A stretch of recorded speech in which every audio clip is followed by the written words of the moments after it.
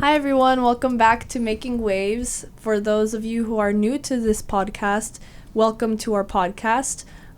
This is the Asian and Pacific Cultural Center here on the Oregon State University campus. Basically, our podcast, you will find out soon what it's about, but it was started with our staff from last year who basically decided that they wanted to make a podcast for students on campuses all over the nation to listen to. So thank you to Erica, Audrey, and Sophia to starting this podcast.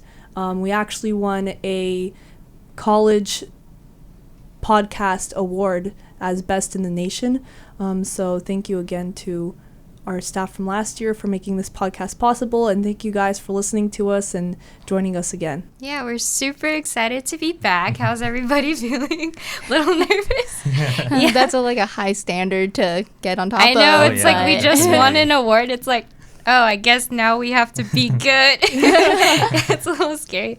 But I guess we'll just get into introductions about what we're about as well as our host. So, Jonathan, you want to go ahead? Yeah, definitely. So just as a little introduction of what Making Waves is about, it's pretty much to illuminate the experiences here at the APCC. So whether it be on topics of diversity, multiculturalism, social identity, and other topics, we'll definitely be trying to cover those, as well as personal experiences and ideas that we each have as well. And so hopefully you guys can relate. You like us. Yeah. All right, so y'all want to start with introductions? Andrea, you can start, just name, pronoun. Yeah, that's fine. Hi guys, my name is Andrea. I go by she, her, hers, and I'm a fourth year here at Oregon State University, and I identify as Romanian. I was born in Romania, and I immigrated over to the U.S. Hey everyone, I'm Dianna. I'm a fourth year here at Oregon State University. I also use she, her pronouns, and I identify as Chinese, Vietnamese, American. Hi everyone, I'm Jonathan. I use pronouns he, him, his. I'm Filipino American and born and raised in the island of Oahu in Hawaii. Awesome. Hey, I'm Andi. I use she, her, hers pronouns. I'm a fourth year at Oregon State.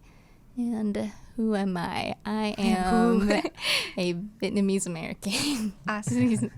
All right, cool. Thanks for introducing. Okay, so we're going to jump into some questions to get to know our host. Woo! Okay, so the first question, kind of easy, but actually kind of difficult. Dim sum or sushi? What do y'all think? Sorry, I'm sushi all the way. Sushi all the way? I'm sushi also. Dim sum. Ooh. Dim sum. Oof. I feel like I can't decide because, I feel like if I eat too much raw fish, it starts to get kind of... But see, Yeah. sushi doesn't have just raw fish, because That's raw true. fish is sashimi. That's true. You're right, though.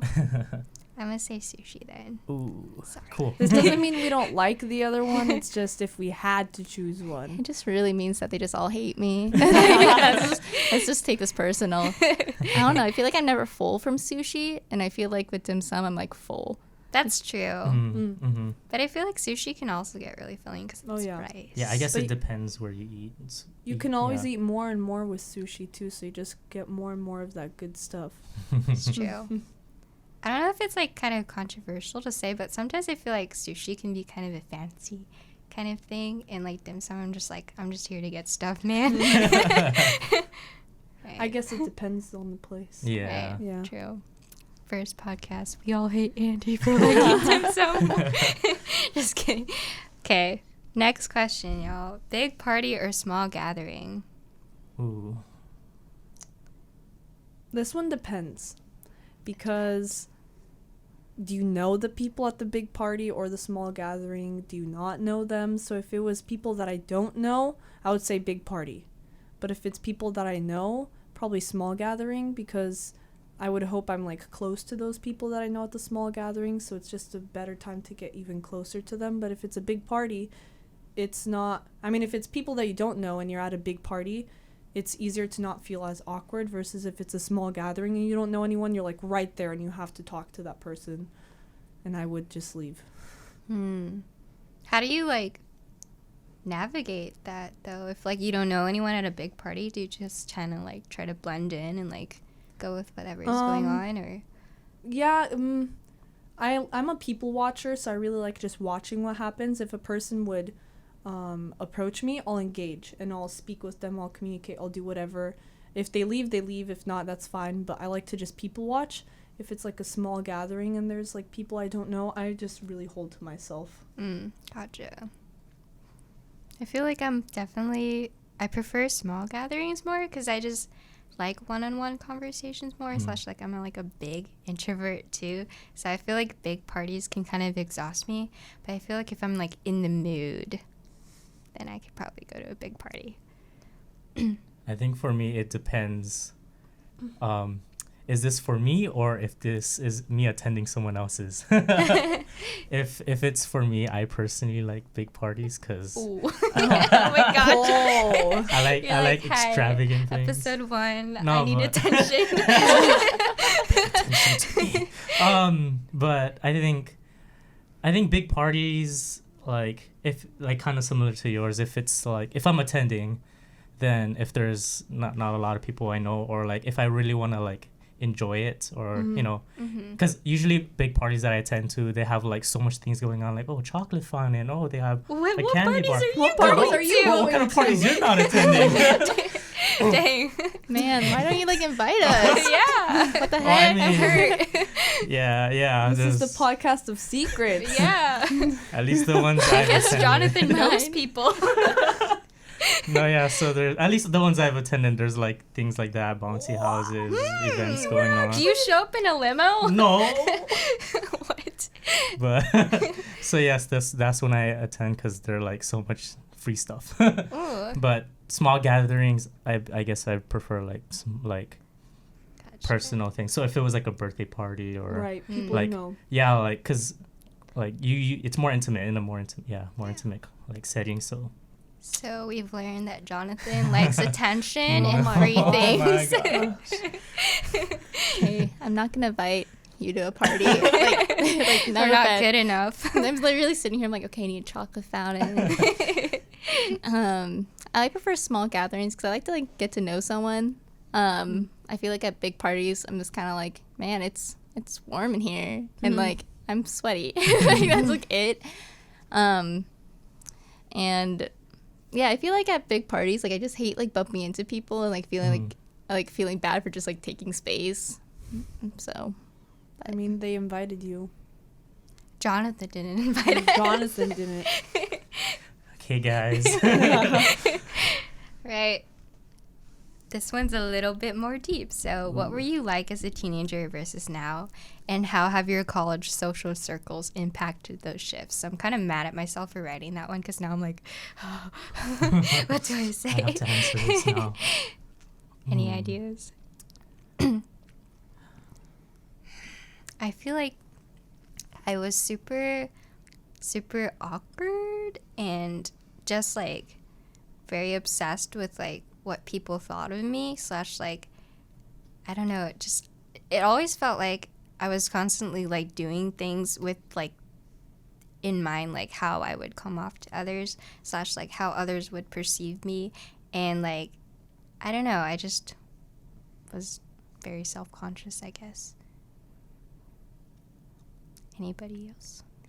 yeah, I guess like I was also pretty like self-conscious too. But also, like, I think I had that, like, thing of just, like, no, like, I'm a cool Asian. I don't know. I think, like, yeah, I was pretty self-conscious. And then, like, but then also I hated, like, not choosing my schedule. Like, in high school, I didn't do well in high school at all. And then I was pretty self-conscious on that, too. But then also, like, I think about it, I'm like, it's girl, because you never showed up. Like, it's because you never went. But, and then now I'm, like, really focused. I try to do good in school because I'm paying for it, but yeah, I feel like now I just don't care as much. I think just like being on such like a big campus and knowing, like, I think the thing that like started me like wearing basically pajamas to school, like in high school I would like have to do the whole thing, but now in college, like, I've realized there's like 200 people in your class, like especially in like freshman classes, and like no one's looking at you, so I was just like, it really doesn't matter. Right, just do whatever. Yeah. Like, I think I just, looking back, I guess this constitutes as like middle school and high school. But I feel like at least the time period where we were in high school, it really was just like honestly like a popularity contest. I know, It's right? it's like Yeah. it's so into like, you know, whoever's like, yeah, just popular. Mm-hmm. Like it was, I think it was an interesting time for us also because like within media we're in that phase where like we're still having like being like movies or TV shows being portrayed as like there's the bully and then there's the cool kids and things like that, but it wasn't necessarily like that anymore in when we were going into high school or like in our years necessarily. I mean, I feel like at least for me when I was in high school, it was more of like it was so uncool to be a bully at all. So bullying in a physical sense and Yeah. those kind of ways were like not really cool at all, but it was just more of like the fact that you were not popular or like you didn't dress a certain way or like because you know smart kids were getting like the all the hype now, like, oh, if you're not taking these classes or feel like you're behind, and yeah, usually because at least in my high school, the smarter kids were usually the more well-known ones, the ones that were participating in like leadership councils, things like that. So yeah, that was just weird. So you had to like keep up with all those like Gotta get those grades. yeah, like those requirements or whatever to like have that image of yourself on top of like what you said of like having that self-image, and It's you like have a different kind of social pressure. exactly. Yeah. And then while in college, like no matter how like you have this or how smart you are, the way you dress, no one freaking notices. Right. You know, no one cares. So It's like it just gets so much bigger. yeah, exactly. So it's so much more easier, and I guess that giving that time really helps you focus more on like your own personal growth. So Right. I feel like when like no one knows you, I feel like that can be like your most like comforting. Like Yeah, that's exactly how I feel. Yeah. like in high school, like everyone knew each other. yeah, Right. And then when I came here, it was like really nice that no one knew me, and I was just kind of just like, it was just like I can just do my thing, and not worry about anything. It's like existing just becomes a little easier. Yeah. I mean, I can see kind of how you're saying with the high school thing and everything. My high school was totally different. So you can totally see the group of super smart or just smart students. You can see the group of like the popular students, right? There was the group of the athletes. There was the group of the theater kids. There was the group of like the like nerds and like the gamers and stuff and like the weeboos and all that. There was a group of like the students who were like the bad kids that would like, oh, I just started smoking, I'm doing like all these drugs, I'm drinking, they're skipping class, whatever. Stealing Trump signs. So I mean, definitely in my high school I saw that, and I kind of bounced back and forth between different groups because I wanted to be on good terms with every person. So kind of like how you were saying, like I always wanted to make sure I made a good impression on everyone. And so it was exhausting. And I see all those people now while I'm in college, like the different paths that they have taken, and totally different compared to like what I thought they would have taken while I was in high school. Versus now when I came to college, I still saw a lot of people that I still knew, because obviously I'm going from a high school in Oregon to one of the most attended universities in Oregon for Oregon students to go to. So I still saw a lot of the same people. And yeah, at first, like when I first came here, I wasn't able to see, I mean, yeah, like no one knew me very much.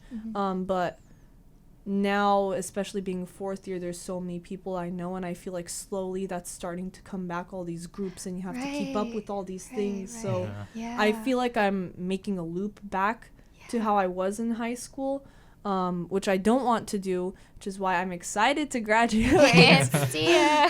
But I think I have grown from at least trying to make everyone happy, because I'm slowly starting to not give a crap about anything anymore. And especially now looking at, I have to make all these big adult choices leaving college.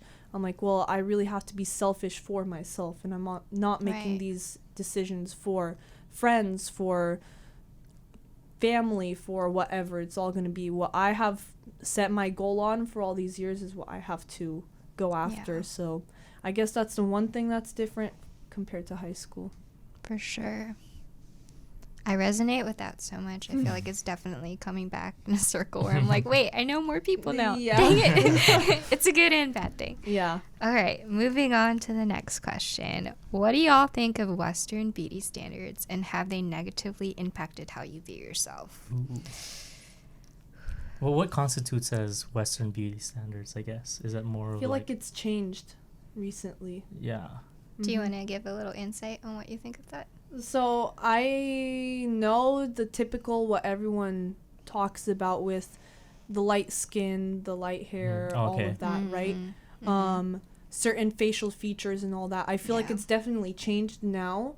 Mhm. I feel like it's slowly been to not dark skin, but just you have to be tan, or you have to have some color to your skin.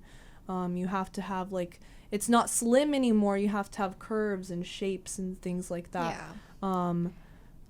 For me, I didn't necessarily grow up with the Western beauty standards here in the US. It was still very much influenced from what was seen in Romania as Western, I mean, not Western beauty standards, but just beauty standards.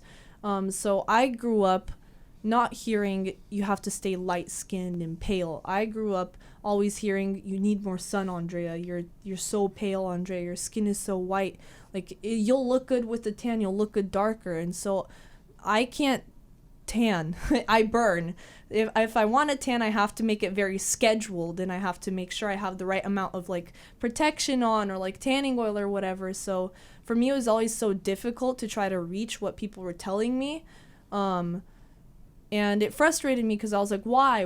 Because then a whole bunch of other people, I'd hear the other side of all these people who have darker skin were like, I keep on hearing that, like, oh, lighter skin is like the standard and everything. And I was frustrated because I was like, I'm hearing something totally different on my end. I don't know what's what. I mean, now I know there shouldn't be a beauty standard, but when you're younger, of course, you don't know these things. Mhm. In terms of like the bodily shape and everything, Right. I grew up with always, you can't be too skinny because then you're just skin and bones, but then like you start gaining a little weight and then like, oh my gosh, you're getting fat, you have to lose all of that. And now what I'm hearing from lots of people that I know is like, you have to have these shapes. Oh, you don't have a butt. Oh, you don't have like hips. Oh, Right. you don't have like all these things. It's just like, I feel like body parts and skin tones just shouldn't be a trend. Exactly. Mhm. Yeah, do you all kind of notice that? Like, it's like trendy to like look certain ways, Yeah, and yeah. sometimes, and not other times. I think it's just kind of messed up. Mhm. What do y'all think? I think with, at least, with a male perspective, at least with, it's very interesting because with like the beauty standards going up and it being more like acceptable, I actually see guys and no guys doing their eyebrows as well, and really Yeah. caring about like their appearance and taking care of their beauty as well, which is also influenced by like how females like with their beauty standards. And I think that's pretty cool because it allowed us to take care of our skin more and things like that. But in terms of like the pressure that the beauty standards just put on us, it's just like way too heavily it's just mentally like Yeah. draining and Yeah. Yeah. way too much. Like okay, so well in terms of I guess what I've seen with like Filipino families or just Filipinos in general, there's always that like we have family members definitely just call you out like if you're fat, like in general, like No, yeah. Yeah. if you have not seen us for like a long time, they'll straight up tell you you got fat. What happened? Oh, you're so fat now. Yeah. And then give you that eye, things like that. And so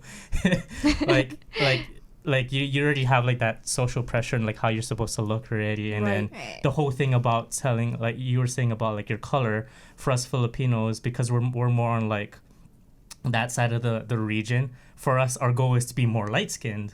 And because you have like, you know, the Koreans and Japanese where having such like pale fair skin is the goal and the dream, and it's just like you know, just sad how like people are like trying to get rid of their skin tones and you know what really defines them just to like achieve a beauty standard that's Yeah. like just put on them. So Yeah. My grandpa deadass called me out, being like, "Your foundation's the wrong shade." Oh, what? Yeah. Like, I was like, what the heck? Like, even my grandpa noticed. I'm like, what the heck? Yeah, I just think that like my family does that a lot too. Like, a lot of just like, oh, like, what you do on vacation? A lot of eating, like, Yeah. So more passive. Yeah. like, I would prefer them be like, man, you got fat, so I can like at least have like fists up, so ready to fight, you know, like not like. But yeah, and I guess like I don't like, and like same with like, you know, skincare and things like that. I feel like the skin standard has just raised way beyond the bar me. is like here now. Yeah. Way beyond me. And then like I saw that like, I don't know, that Stranger Things girl got like a skincare line, and I'm like, Oh yeah. I'm like, aren't you like What? For real? 12? Yeah. I'm like, you're 12. You're supposed to have acne. You're supposed to be like kind of gross looking because you're 12. Like, It's natural for your body. Just let it do what it needs to We do. went through it. Yeah. You go through it too. Yeah. It's only fair. Do it. you have to go to a dermatologist and spend money like the rest of us. But no, like, so I'm just like, you know, I just feel like that's just kind of weird to me. Like you're so young and you're working so hard to just get like clear skin when like, you know, that's just your hormones and stuff. And then I mean, like for me, like like my metabolism always just kind of like just went, I always been kind of thin. So like I never worried too much about it. But For me, I think it's always been my nose and my moles is like what I've been picked on the most with my family. They've always been like pinching my nose, and like they've legit said stuff to me like, "Oh, why don't you have like a taller nose bridge?" or like, "Why don't you look like?" They've like pointed to like people in like magazines and be like, "Your nose is," and I'm just like, Wow. "Thanks, Mom." But also, I think like a really traumatizing thing for me like is that a lot of my relatives have like told me from when I was 5 that I needed to like get cosmetic surgery to get rid of my moles. And like as a 5-year-old, I remember like putting toothpaste on my face Oh my. because I saw it in some episode of like some guy getting rid of like his acne with toothpaste. So like I was like just like a 5-year-old kid like in the mirror like trying to erase my moles. And I think it's just like it says a lot about like old Asian beauty standards, at least in my family, that are just kind of toxic, or just the way that, at least for my Asian family, we've approached like those kinds of topics and how they've affected my self-confidence to this day is kind of harrowing.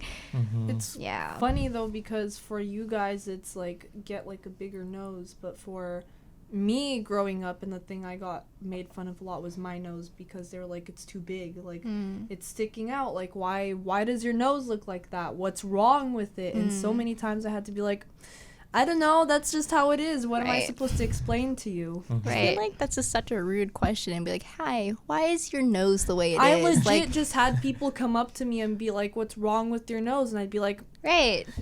people It's like- are like telling me, and my parents telling me like, you should get surgery to get your nose like a size down, like when you turn this age we can pay for your surgery to get your nose Oh smaller. my gosh. I think you're gorgeous, Andrea. Don't I listen think to you them. are too. Thank you. But that kind of gets us into our next question. Like, what are some aspects of your culture that have most deeply impacted who you are?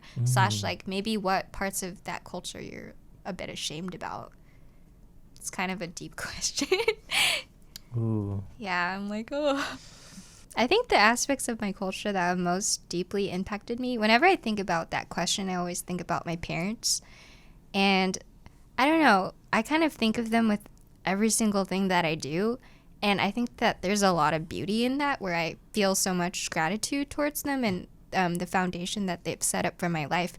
But there's also so much like pain behind that. Like I think it's a huge burden to feel like everything I do is it's both sides. Like it's beautiful that like everything I do is gratitude towards my parents, but it's also painful and burdensome to feel like I have that on my shoulders all the time. Yeah, so that's kind of what I think has most deeply impacted who I am. I can piggyback off of that because I feel like it's very much so. I feel like this is in a lot of cultures, but like constantly the child has to do everything for the parents, and like the parents are like, whatever decision you make, it's impacting us, and like you're representing us. So whatever you screw up on, it's going to show that we screwed up. So it's always like every single decision you make, you have to keep your parents in mind. And I hate it so much. And it's like constantly they'll just like dangle, oh, like I still have this power over you, I still have this authority over you because of this and that. And I don't like it. I feel like a lot of children of immigrants can relate to that for sure. Yeah. I think that's like kind of ties into like some of the shame I have too. It's like kind of the relationship with my parents is a little bit broken because of, well, one, there's language barriers, two, there's like cultural barriers where like we've just grown up in very different worlds and very different times. And like I love them so much, obviously, and I'd love to have a great relationship with them, but because of all the circumstances of like this country versus theirs, it's kind of become like a divided world, even though I feel like I still am a mixture of both, because I am really proud of being Chinese, Vietnamese, American, but sometimes those things kind of like clash, and that kind of, I feel like that kind of comes out in like the relationship I have with my parents. 100% agree with that. Yeah. It's also because of the fact that they grew up with this one culture, right? But we grew up with the culture they're bringing to us, but also the culture we interact with outside of our home, outside of like this community that we have. So we have two different cultures that we can say are ours, and sometimes they don't realize that because they're like, no, you are Vietnamese Chinese, so this is what you're supposed to be like. Well, no, I'm also American because I also grew up with this whole other half of my world and experience that you don't even know about. Right, for sure. It's like beauty and grievance all at once. Yeah.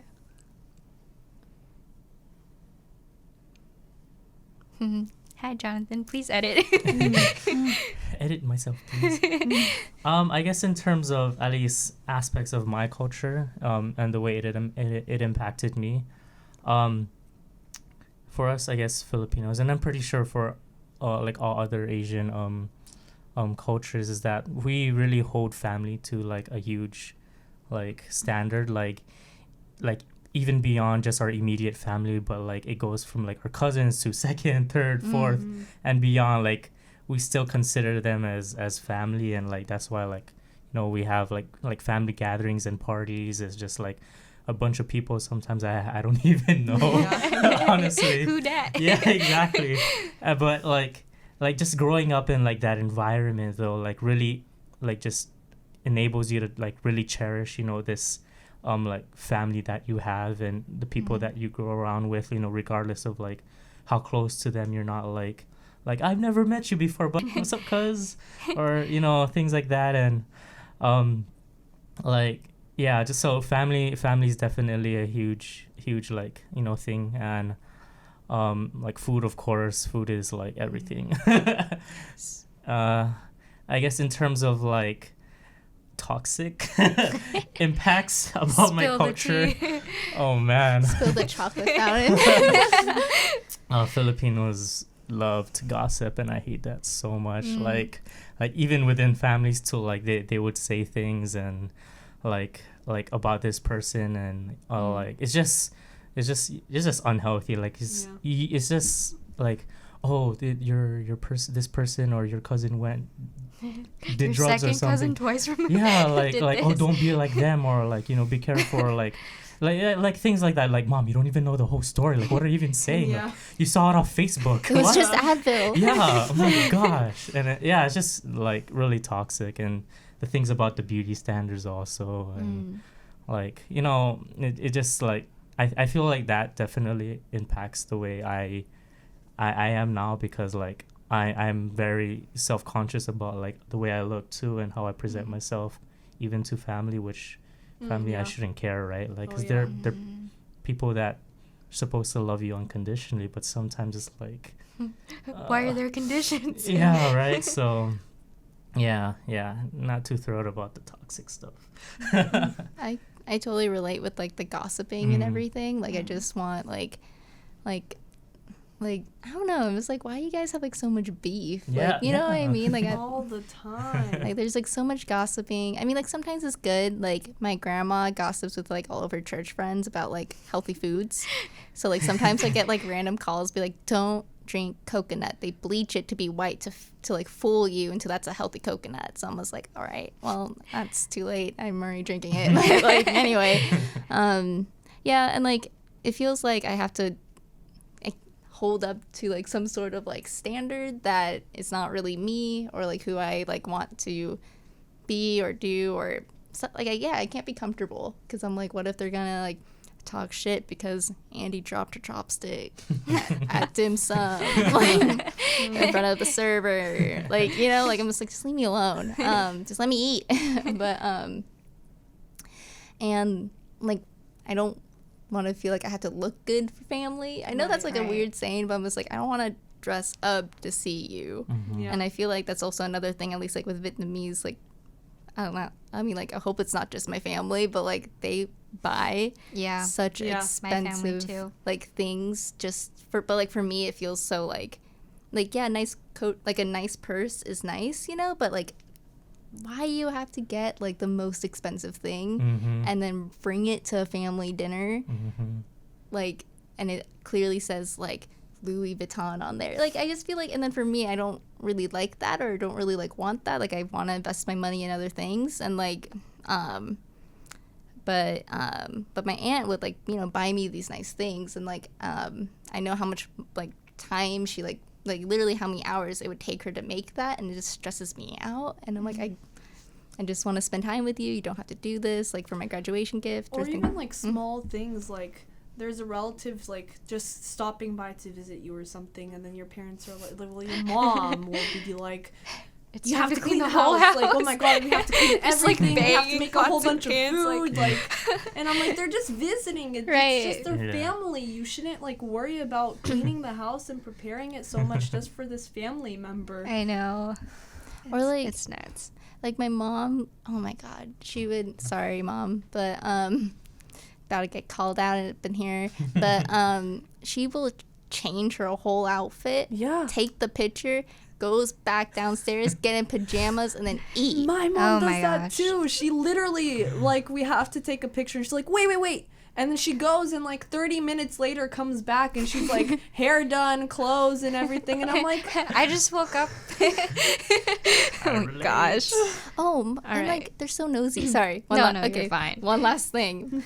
My grandma like literally would look through my room and just be like, it's messy in here. I'm like, yeah, because I shoved everything in here to like hide it from you. I was just like, leave me alone. Like, oh my gosh, y'all. All right. I think we're running out of time. So one last question before we sign off.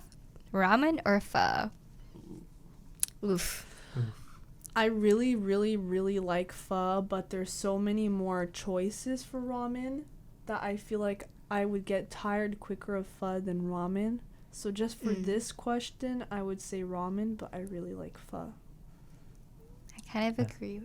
No. I kind of agree with that, because like I feel like ramen can be heartier or lighter, but I feel like whenever I've had pho, it's always pretty hearty. Yeah. That's why you have to pick between the two. That's the choice. Personally, I choose pho currently. Only because I feel like growing up in Hawaii, there's so much Japanese restaurants, and they're super good. Like I had so much good so much good ramen, because like you have like these like fancy chefs, and like they just like make really good stuff. So I've been so used to eating ramen before, and like pho is like, I don't know, just something like, no matter how different, or like not even different, it's usually the same, like how it is. It just so fulfilling for me. So I personally like pho better. It's funny because we have a lot of pho here in Oregon, not in Corvallis, but more pho, I would say, readily available to you than ramen. And so how you said there's more ramen that you've had than pho, there's more pho I would think most Portland people can say that they've had than ramen. What about you, Andi? Are you gonna be the odd man out again?